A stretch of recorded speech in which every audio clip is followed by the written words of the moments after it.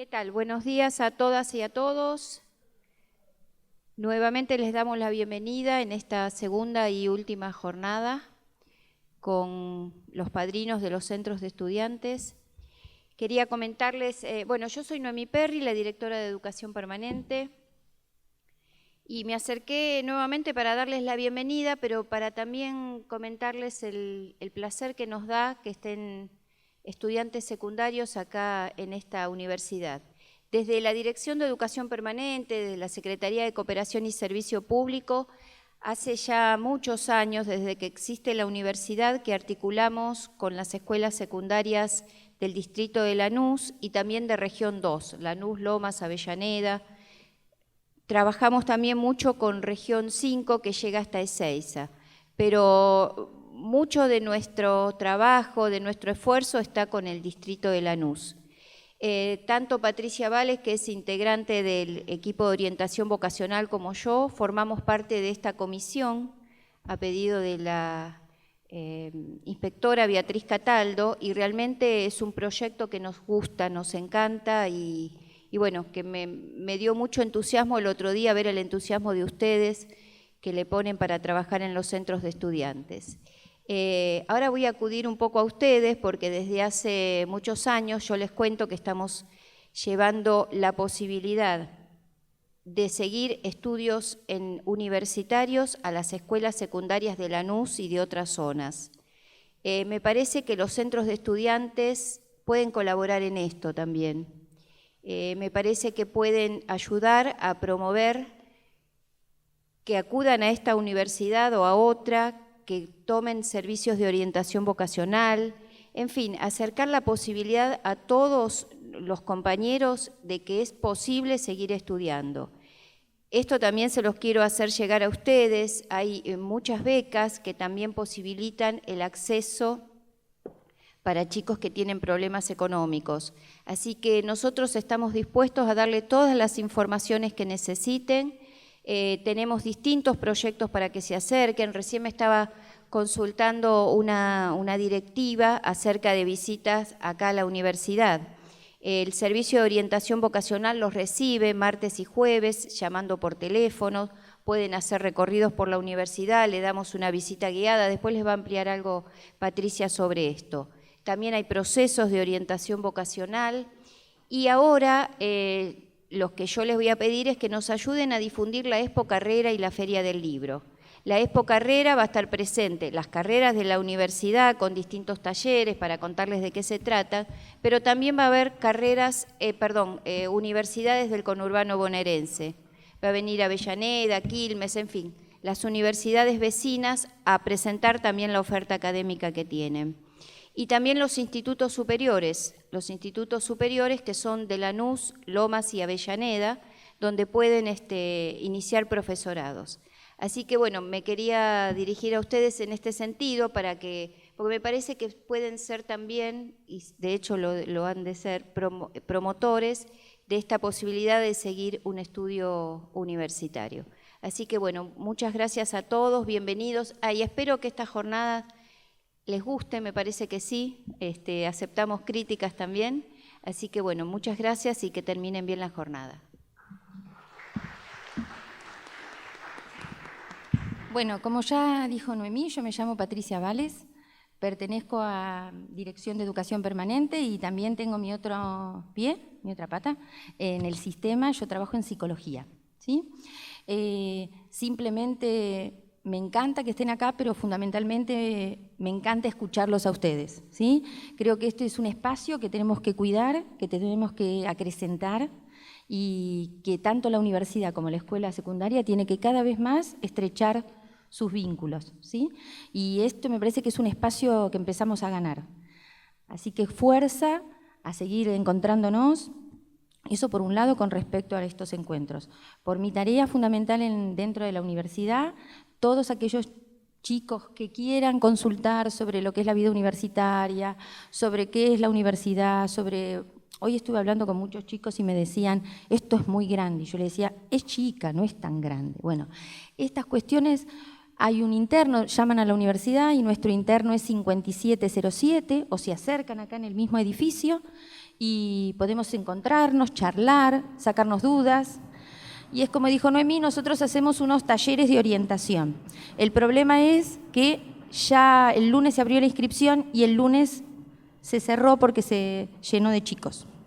Pero de cualquier manera, aquellos que lo necesiten, que tengan inquietud, les vamos a hacer un espacio para que vengan a charlar con nosotros. Estamos acá, cerquita de los baños de allá, de la otra puerta, así que los esperamos. No se tienen que quedar con dudas, nosotros estamos para eso. Y fundamentalmente para recibirlos dentro de la universidad. Así que bueno, buena jornada, hablen mucho. En la feria, la 30 de septiembre, 1 y 2, vamos a estar allá en Abremate. Ahí también va a haber talleres de orientación, así que si tienen alguna duda, va a haber a la mañana, a la tarde y a la noche. Nos encontramos ahí también. Así que hay un montón de espacios, lo que les pedimos es que lo comenten a los demás chicos. Y bueno, nos vamos a encontrar hoy y el 30, el primero y el segundo día. Bueno, buena jornada. Nada más. Buenos días. Bueno, mi nombre es Aaron Atías, soy el coordinador académico del programa Formarnos. Estamos re contentos de tenerlos acá, muy agradecidos al resto de las áreas de la UNLA que bueno, nos han dado una mano como para lograr de una vez el enlace entre el Formarnos y los estudiantes secundarios. Ustedes saben que no es fácil, que hay un montón de gente que no tiene precisamente como prioridad la participación política de los jóvenes, lo que para nosotros sí es una prioridad. Cuando nosotros, Pablo de parte del equipo, ¿no? Estábamos en la secundaria, era allá por el año 99, 2000, 2001, así que se pueden dar una idea de lo difícil que era para nosotros hablar de política en términos de una construcción necesaria para la vida democrática. Y verlos a todos ustedes acá, y no solo verlos, sino sobre todo escucharlos, cuando exponían el otro día, nos puso a todos muy contentos y la verdad es que desde el martes al mediodía que no paramos de hablar de esto. También quería comentarles que ayer hubo un taller adentro de la UNLA en donde participaron autoridades y un montón de gente resaltó lo que había visto acá y lo que estaba pasando con ustedes, así que también muy agradecidos y muy contentos de parte del equipo de Formarnos, que es también Ezequiel, Vanessa y obviamente el vicerrector de la UNLA, que es el director del programa, Nerio Neiroti. Vaya nuestro agradecimiento. Bueno, el otro día la clase de liderazgo estuvo muy centrada en pensar tanto la clase como el taller, en pensar en objetivos, en pensar en cómo conducir grupos, en cómo motivar, en distintas estrategias para pensar y llevar adelante objetivos. Esta clase, por ahí, es un poco más, si se quiere, sistemática, porque se centra en el análisis de problemas y en la toma de decisiones en base a ese análisis. ¿Qué significa? Que nos vamos a centrar en lo que es hacer un diagnóstico de problemas, siempre centrado en el territorio y encontrar estrategias de solución para eso. Ahora, para pensar en los problemas, lo primero que tenemos que preguntarnos es ¿de qué hablamos cuando hablamos de problemas? Y lo primero que tenemos que dejar claro cuando hablamos de problemas es que los problemas no existen, sino que se construyen. Esto que a uno le puede parecer una lógica contraria al sentido común, uno dice, bueno, yo tengo problemas de todo tipo, problemas de los más concretos a los más existenciales y abstractos. ¿Cómo podés decir que los problemas no existen? Bueno, lo que queremos decir es que no existen en la realidad, no existen objetivamente. No podemos pensar en los problemas como algo que todo el mundo reconoce, sino que lo que es un problema para unos no lo va a ser para otros. No es lo mismo el problema de la delincuencia para los que tienen dinero que para los que no lo tienen. Son problemas distintos porque los afectan de manera distinta, porque se interpretan de manera distinta, porque implican diferentes actores, porque demandan de soluciones completamente diferentes y aquellos que lo consideran un problema cuentan con herramientas completamente diferentes y con recursos diferentes. Entonces, no se puede hablar de la delincuencia como un problema, sino que ese problema tiene que estar definido y situado de modo tal que nosotros seamos conscientes de qué entendemos cuando hablamos de ese problema. Decir todo esto que acabo de decir se puede resumir en que todo problema se estructura subjetivamente. ¿Qué significa eso? Que todo problema, así nombrado generalmente como la delincuencia o la inseguridad, como se suele hablar, no debe darse por sentado que ya entendemos lo que es, sino que cada subjetividad, cada sujeto, cada persona va a estructurar ese problema de acuerdo a condiciones materiales, por un lado, y a condiciones también subjetivas por el otro. Recordemos que una sociedad se reproduce a sí misma, reproduciendo y dividiendo el mundo de lo social entre lo que resulta problemático y lo que no resulta problemático. Entonces, algunos momentos en la historia, algunas cosas han resultado problemáticas que después han dejado de resultar problemáticas. No sé, hoy en día creemos que la concentración mediática es un problema y podemos estructurar y pensar este problema y podemos identificar actores, podemos elaborar estrategias para resolver esto que consideramos un problema, podemos discutirlo. Esto que hoy es un problema y que todo el mundo entiende cuando hablamos de concentración mediática, hace 10 o 15 años nadie entendía. Entonces, este problema se ha construido y esa construcción misma de los problemas es un campo de batalla simbólica, ¿no? Entonces, si pensamos en lo que decíamos recién del delito, podemos decir, bueno, ¿es un problema o no es un problema? ¿Qué implica que lo sea? La concentración mediática, eso no es un problema. Entonces, cuando veamos cuáles son los problemas, cuál es la agenda que existe tanto en los medios como en la política, vamos a ver una mirada sobre la realidad que se materializa en ese discurso, en esa manera de hablar de los problemas. En este sentido, lo que es importante para nosotros es que los problemas de nuestro territorio sean consensuados y que los problemas que llegan a la agenda de gobierno lleguen de abajo para arriba.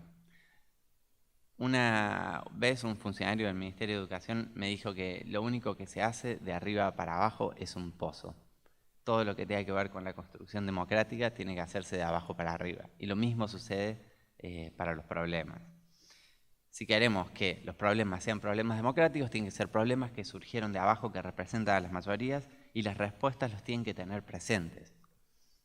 Vamos a ir a otro ejemplo. Por ejemplo, tomemos la inmigración. La inmigración muchas veces, sobre todo por las ramas más conservadoras del sistema político, es tomada como un problema. Ahora, si uno ve más o menos los datos, uno ve que en la Argentina solo existe un 4,5% de población inmigrante. Entonces, cada vez que alguien dice está lleno de inmigrantes, o a lo que está sucediendo hoy en Europa, no son demasiados los inmigrantes. ¿Demasiados de acuerdo a qué? ¿Cuál es tu parámetro de normalidad para decir que son demasiados? ¿Por qué vos crees que eso es un problema? ¿En base a qué te basás para decir que eso es un problema? Lo mismo puede suceder con lo que hablábamos recién de la delincuencia, ¿no?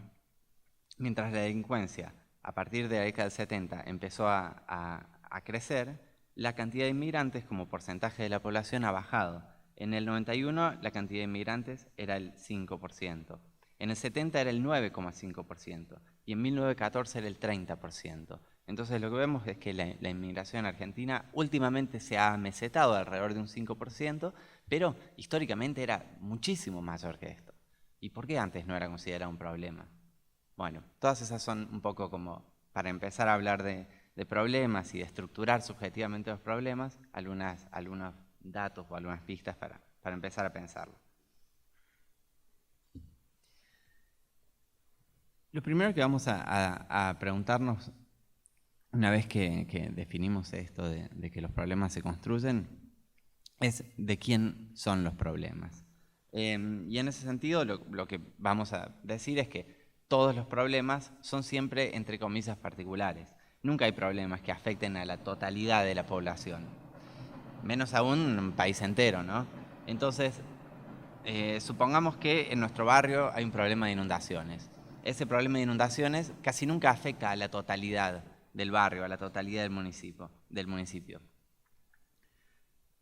Ahora, ¿por qué decimos que ese es un problema municipal? ¿O cómo logramos que ese problema sea tomado por el Estado?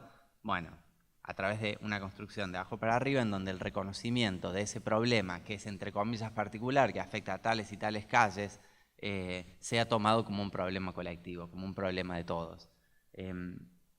Cuando hablamos de pobreza, en general el discurso de la derecha es que ese es un problema individual y no un problema colectivo. Quienes no estamos de ese lugar consideramos que el problema de la pobreza no es un problema individual, sino que es un problema colectivo. Y de lo que se trata es de influir en la agenda pública e influir democráticamente para que ese problema no sea tomado individualmente, sino que sea tomado colectivamente. ¿Y qué significa que un problema ha sido tomado colectivamente?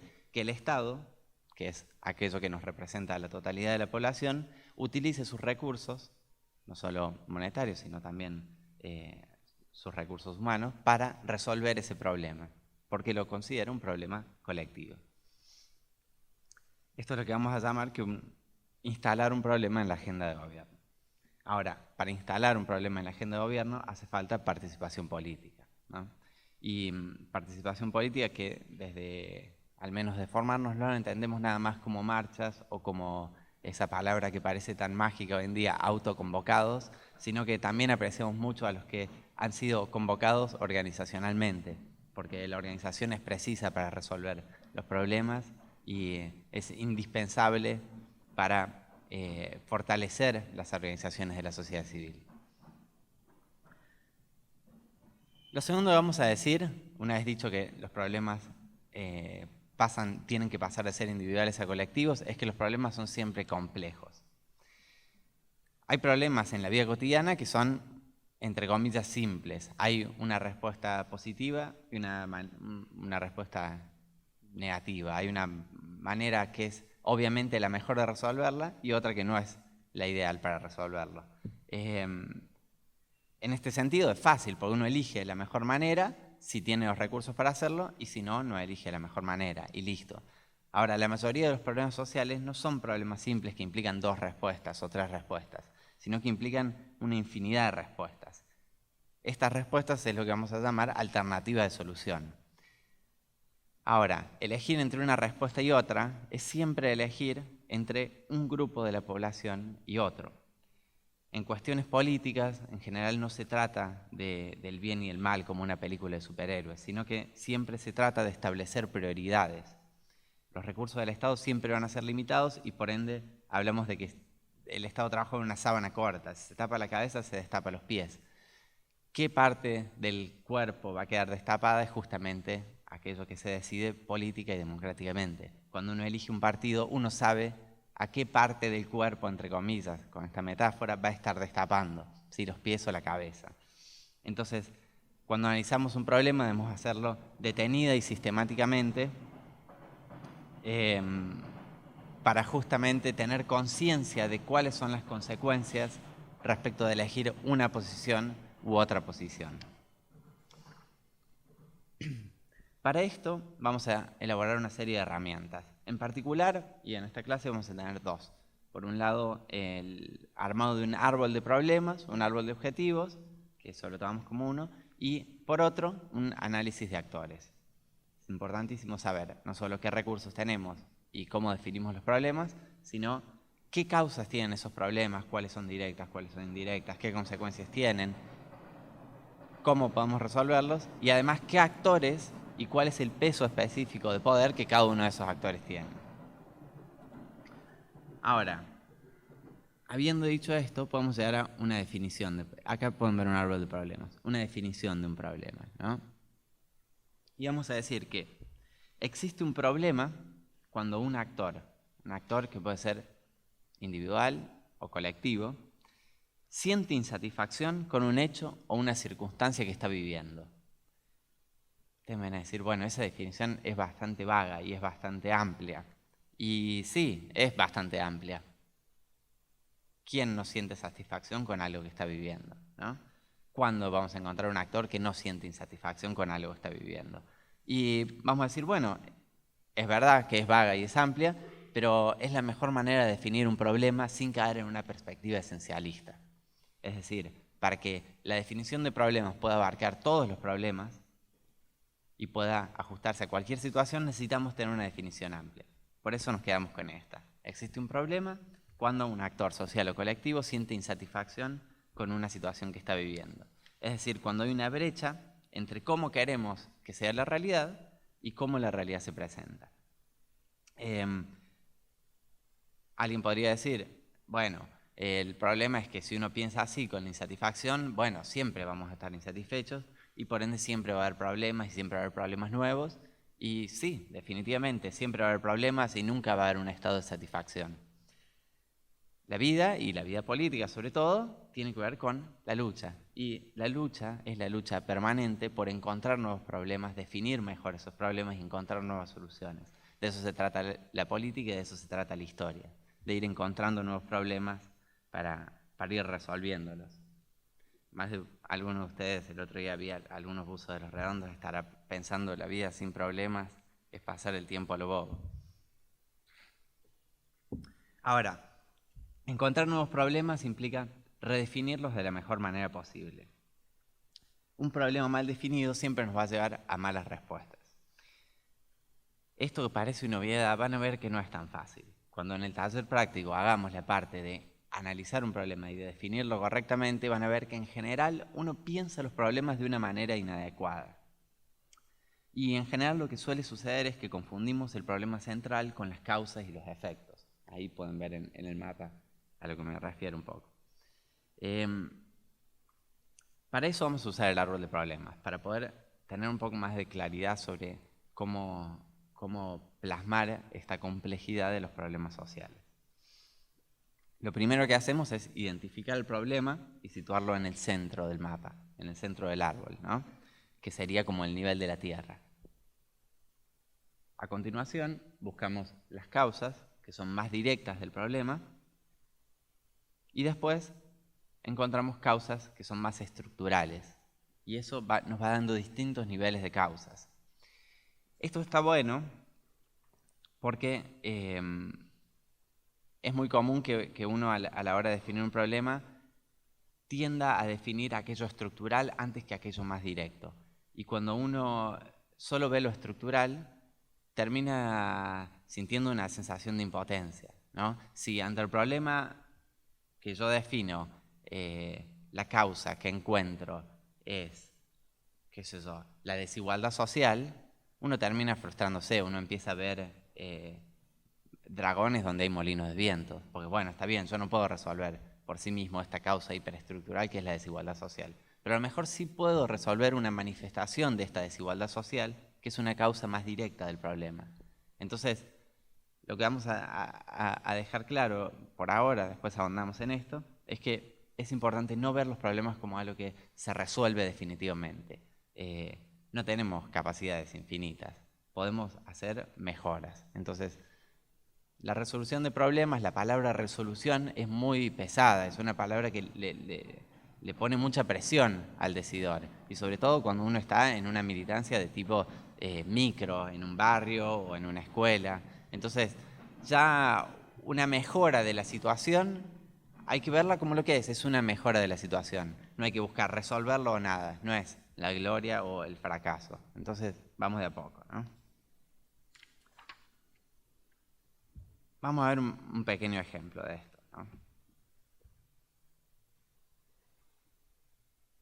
Ahí hay una vista un poco esquemática, pero que nos sirve de ejemplo de cómo armar un árbol de problemas.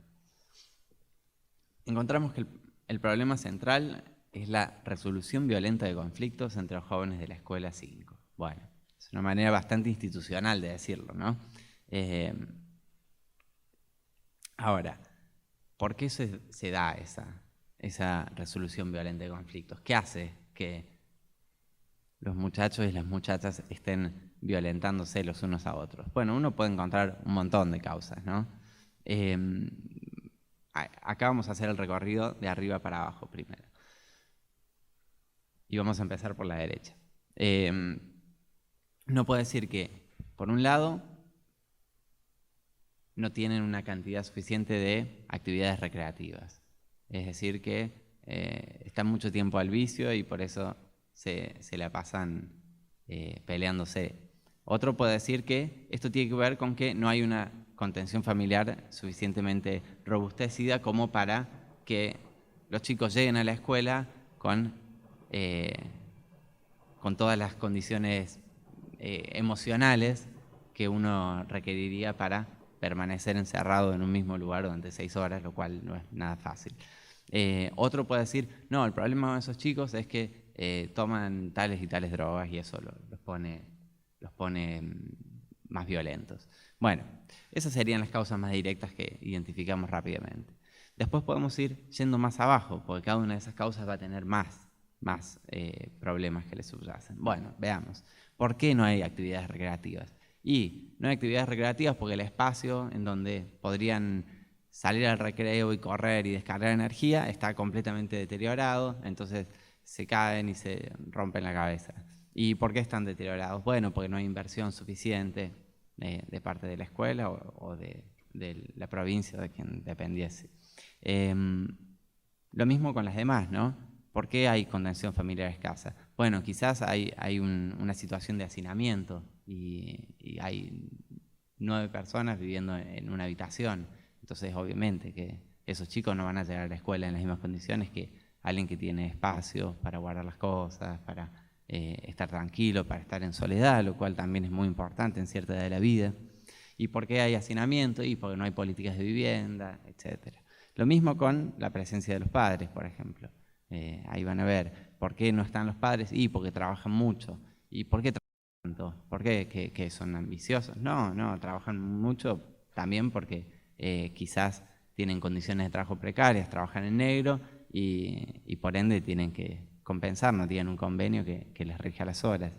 Y bueno, y eso también nos podría llevar más y más atrás hacia causas cada vez más estructurales. Entonces, ahí ven cómo vamos armando.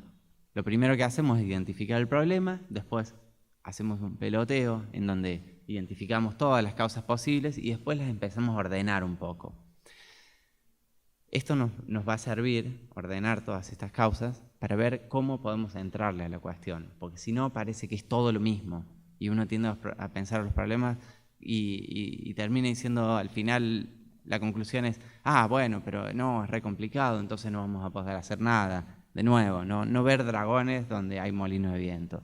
No, siempre se puede hacer algo y obviamente que no va a ser resolverlo completamente. Bueno, no importa, hay que hacer lo que nosotros podamos y lo que esté a nuestro alcance.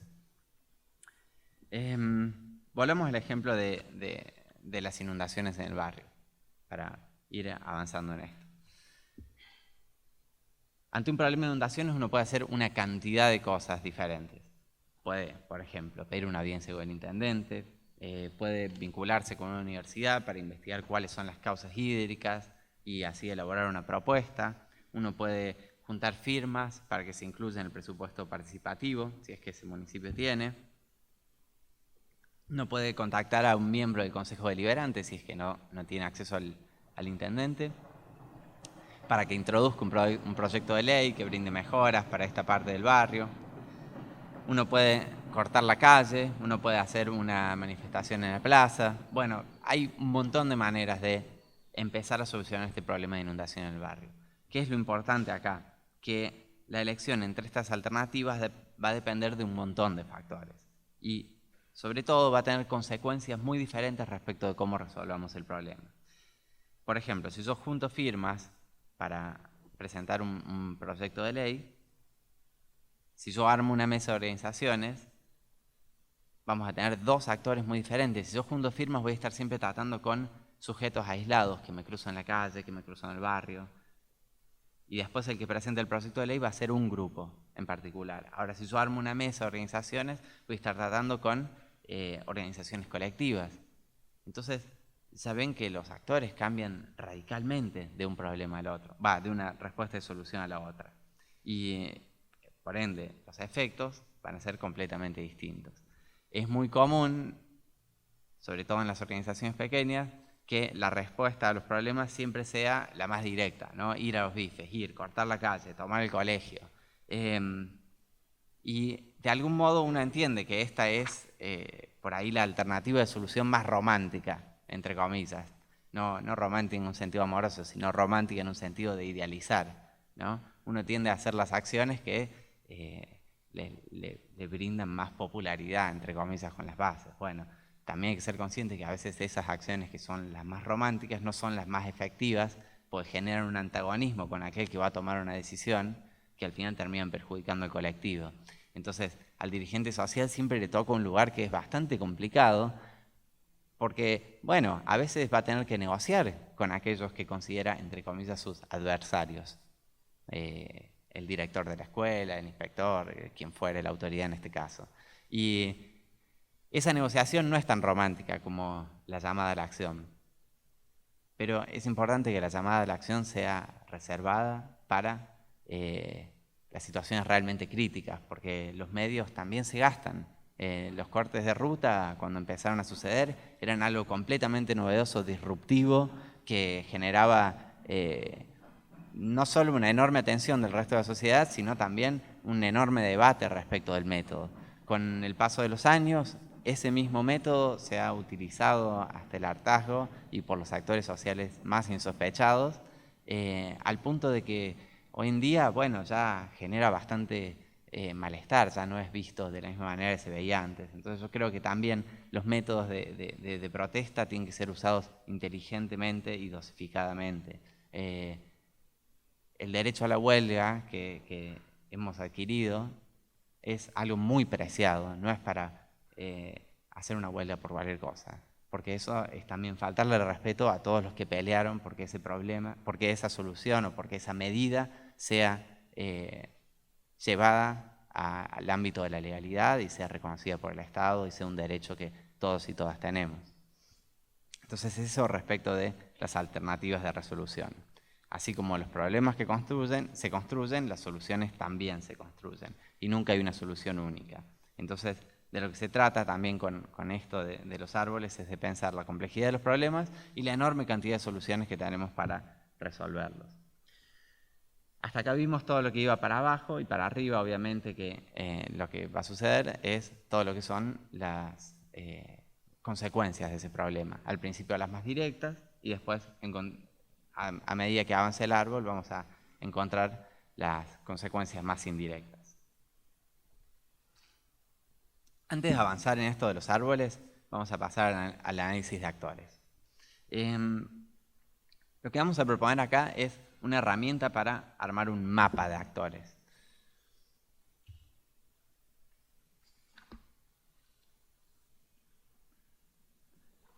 Y lo primero que tenemos que decir a la hora de armar un mapa de actores es que cuando queremos resolver un problema y tenemos que lidiar con distintos actores, vamos a tener que lidiar sobre todo con distintas perspectivas acerca de la realidad. ¿Qué significa esto? Que cada actor ve el problema de manera completamente distinta. Entonces, si no entendemos cómo ven el problema cada uno de los actores, no podemos dialogar con esos actores de manera adecuada. Veamos acá hay una pequeña historieta que ilustra esto, que no la encontré en castellano, ¿no? Pero vemos como dos actores completamente opuestos ven el problema, o el mismo problema, que en este caso sería el machismo, de una manera completamente distinta. Esto no solo ilustra la variedad de perspectivas, sino que también ilustra otra cuestión importantísima, que es la diferencia de grados de poder. Uno supone que esta escena sucede en una sociedad occidental y moderna, en donde el otro no es la chica con poca ropa, sino justamente la chica cubierta. Ella es el otro. ¿Y qué implica ser el otro? ¿Qué implica ser el distinto? Implica que es el subalterno, el que tiene menos poder y el que, por ende, no está legitimado por la mayoría, por el Estado, etcétera, etcétera, etcétera. Entonces, entender a los actores es, por un lado, entender la perspectiva acerca de la realidad y también entender la cuota de poder y la cantidad de recursos que manejan. De modo tal que nuestra resolución del problema sea realista en un sentido total, es decir, que no solo sea una respuesta que sea adecuada, sino que sea una respuesta que puede ser aceptada por aquellos que toman las decisiones más importantes.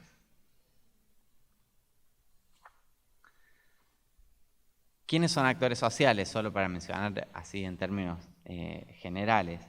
Actores sociales son grupos de la población, que podemos definirlos por edad, por género, por niveles de ingreso.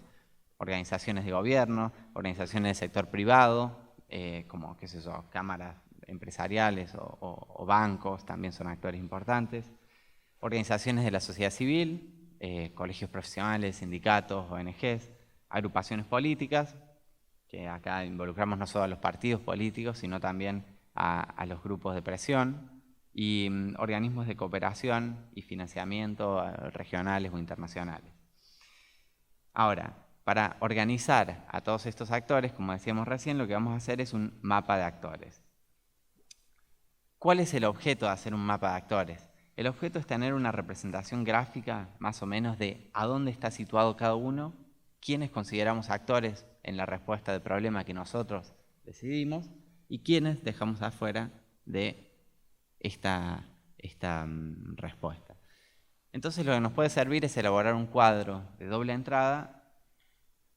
En este caso hemos elegido dos variables, que es niveles de poder y interés en el objetivo, pero uno podría elegir otras variables, ¿no? Esto que corre en vertical y en paralelo, que no sean niveles de poder, sino la que se adapte mejor al problema, ¿no? Esto es nada más que una esquematización. Entonces uno va viendo, en este caso, los actores, la perspectiva que tienen acerca de la realidad, que sería interés en el objetivo, eso te situaría en el centro, a la izquierda o a la derecha, de la perspectiva acerca de la realidad, de la ideología, y después en vertical los niveles de poder. Entonces, por ejemplo, acá, el actor B, tenemos una buena situación porque el actor B tiene un alto nivel de poder y no está ni en un lado ni en el otro.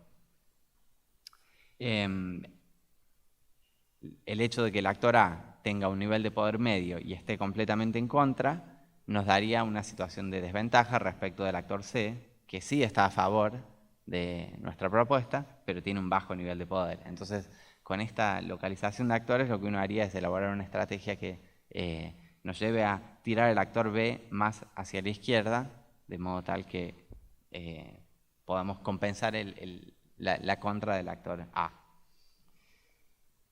Cuando esto uno me pone nombre y apellido resulta mucho más interesante. En el taller vamos a intentar hacer esto. Bueno, una vez que analizamos el problema, identificamos los actores, lo que vamos a hacer es ver, bueno, qué situación futura queremos que sea, cómo queremos que se comporte la realidad en diferencia a lo que planteamos en el árbol de problemas. Y esto se va a llamar un árbol de objetivos, que no es más que la imagen de espejo de lo que es el árbol de problemas. Lo que antes eran causas, ahora vamos a buscar que sean resultados, y lo que antes eran consecuencias, ahora deberían convertirse en fines. Para ponerle nombre y apellido, este es el mapa de problemas que veíamos antes. Uno dice, bueno, desde mi organización no puedo tener un impacto sobre la facilitación del acceso a las drogas de estos jóvenes. Tampoco puedo mejorar la contención familiar. Lo que sí quizás puedo hacer es mejorar las actividades recreativas o generar nuevos espacios para que los chicos y chicas de la escuela número 5 puedan descargar sus tensiones de una manera ritual como lo es el juego. Entonces lo que vamos a elegir es toda la rama izquierda del árbol de problemas. Elegimos ese camino para atacar, ¿no? Y eso nos va a llevar a un árbol de objetivos que no lo hacemos sobre la totalidad del mapa, sino que lo hacemos solamente sobre aquellas ramas que elegimos como cursos de acción. Y acá vamos a ver, bueno, ¿qué podemos hacer para lograr nuevas formas de resolución de conflictos que no impliquen la violencia? Bueno, podemos hacer una oferta de actividades recreativas trabajando con el municipio o trabajando en la escuela, ¿no? Y así mejorar los espacios y aumentar la inversión. Obviamente que cuando ustedes tengan el trabajo práctico, de lo que se trata es de lograr esto con un caso particular suyo. No siempre es del todo fácil y va a haber idas y vueltas, pero bueno, para eso vamos a estar todos ahí dando vueltas. Una vez que tenemos identificados los problemas, identificados los actores, identificadas las soluciones y las posibles vías de acción,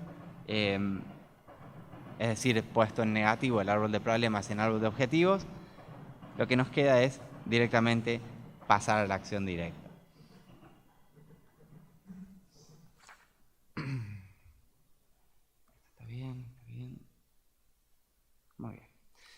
Obviamente que todo esto resulta quizás simple acá en el papel, después se vuelve más complejo, pero a mí me gustaría que, al menos después del taller, quizás ahora resulte un poco abstracto, se lleven una idea de la cantidad de opciones que hay para resolver los problemas sociales. Porque lo que nos suele suceder es que analizamos los problemas con un vocabulario y con una perspectiva un poco cerrada, un poco, si se quiere, como si fuese una imagen pixelada de la realidad, cuando la realidad es muchísimo más rica de lo que nos la presentan. Vivimos en una sociedad mediática que trata los problemas de manera rápida y de manera efectista, y la solución a los problemas nunca es una solución rápida ni una manera efectista. Entonces siempre hay una tensión entre esta manera que nos han enseñado a ver la realidad, nosotros que crecimos con la televisión, y las herramientas que tenemos para resolver estos problemas que se expresan de una manera tan sobresimplificada en los eslóganes. Obviamente que toda decisión que tomemos va a ser política y es central tenerlo esto en mente, tenerlo explicitado y poder justificarlo. Es decir, saber, no creemos que haya una objetividad, sino que toda decisión se basa en valores, toda decisión se basa en posiciones, y esto no es nada negativo. Lo que sería negativo es tener posiciones sin saber por qué, tomar decisiones sin saber los efectos que tiene y sin saber aquellos valores que las impulsan. Entonces de lo que se trata es de pensar un poco mejor los problemas para encontrar mejores soluciones, pero también para saber qué es lo que nos anima a nosotros a buscar resolución a esos problemas y cuál es la mirada de la realidad que nosotros traemos para que consideremos esos problemas y no consideremos otras cosas problemas. Entonces, decimos que toda decisión es política no solo porque implica una posición ideológica, sino que también porque abre la puerta a la reproducción del poder o a la resistencia al poder, ¿no? Toda decisión es política porque implica desnaturalizar una parte de la realidad, desnaturalizar el hecho de que haya pobreza, por ejemplo, y abrir la puerta a nuevas formas de acción, nuevas formas de reproducción social, nuevas formas de construcción comunitaria, nuevas formas de lucha política. Y a esta desnaturalización de la sociedad solo se llega desde la reflexión. Creo que el programa Formarnos intenta poner un granito de arena en esa reflexión acerca de lo social y en esa manera de identificar cuáles son nuestros problemas, los problemas de nuestros barrios, y encontrar mejores alternativas para eso. Así que, para cerrar, invitarlos a que sigan participando, a que esto es el segundo encuentro de porque quieren formarnos, pero hay más formarnos que están permanentemente lanzándose. Ahora tenemos uno en Derechos Humanos, después uno en Economía Social, estamos preparando un formarnos en la problemática de Malvinas, así que nos encantaría verlos ahí. No dejen de contactarnos por todas las vías que tenemos para eso, la página, el Facebook, los teléfonos, pueden venir personalmente, estamos en este mismo edificio. La UNLA ya les abrió las puertas y bueno, son más que bienvenidos. Así que muchas gracias. Ahora, si alguno tiene una pregunta, un comentario, si alguno nos quiere contar acerca de cuáles son los problemas y que los pensemos un poquito entre todos antes del taller, va a pasar Ezequiel con el micrófono. Buenos días. Quería preguntarle porque el año pasado en el colegio hubo un conflicto y los docentes siguieron siguiendo con sus tareas, pero ¿se puede detener la clase para hablar sobre ese conflicto? O sea, ¿los docentes enseñan lo que tienen que enseñar o pueden enseñar lo que les parece que tienen que enseñar en ese tiempo? Reformúlamelo, a ver. Había un problema y claro. ¿Qué sucedió? ¿Se frenó la clase para resolver el conflicto? No. No, se omitió el conflicto. Claro. ¿Y entonces cuál es la pregunta? Que si los docentes tienen que enseñar lo que le dicen que enseñen o tienen que enseñar lo que les parece que tienen que enseñar en el momento si hay un conflicto o en el tiempo que es necesario. Claro, porque digamos ahí está toda la complejidad de los docentes de escuela media, ¿no? No solo tienen que enseñar lo que tienen que enseñar, entre comillas, es decir, lo que está decidido ministerialmente que tienen que enseñar, sino que también tienen que acompañarlos a ustedes en un momento bastante complicado de su vida y lleno de conflictos permanentes.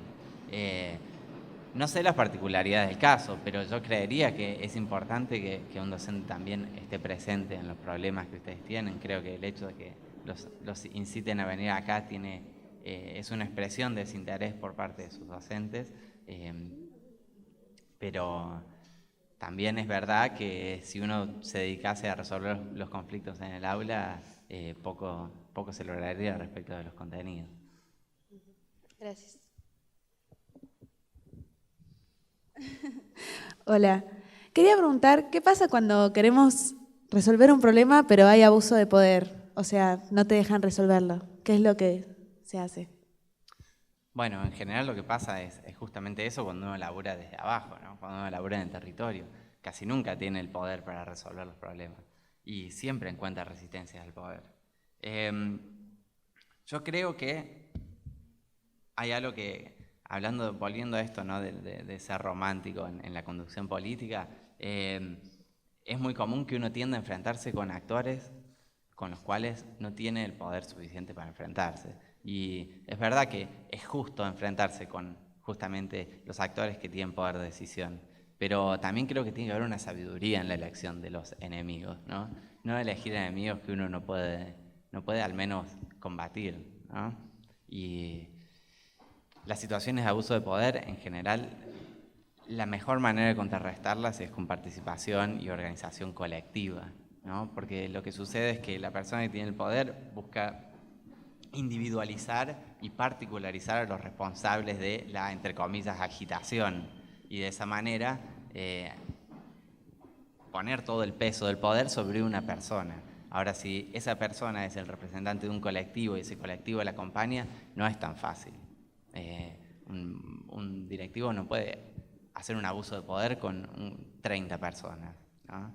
Entonces, ahí hay que movilizar a todos los actores se puede movilizar no solo a los 30 del curso, sino también a otros cursos, a otras escuelas, a otros familiares. Justamente de eso se trata. No sé, llegarle a un tema bastante espinoso, pero que tiene que ver con eso, ¿no? El discurso del algo habrán hecho es justamente desentenderse del abuso de poder. Bueno, hay un abuso de poder sobre una persona que está desaparecida. No, algo habrá hecho, es un problema de eso, ¿no? Justamente se trata del opuesto, de que el problema de uno es el problema de todos y contra todos no se puede. El colectivo siempre termina a la corta o a la larga venciendo si la causa es justa. Gracias. Bueno, vamos al taller, ahora tomamos un ratito para el que quiere ir al baño y lo que fuera, y ahora vamos al taller. Lo que vamos a hacer es un árbol de problemas, árbol de objetivos en la rama que nos tocó y un mapa de actores. Así que bueno, que lo disfruten.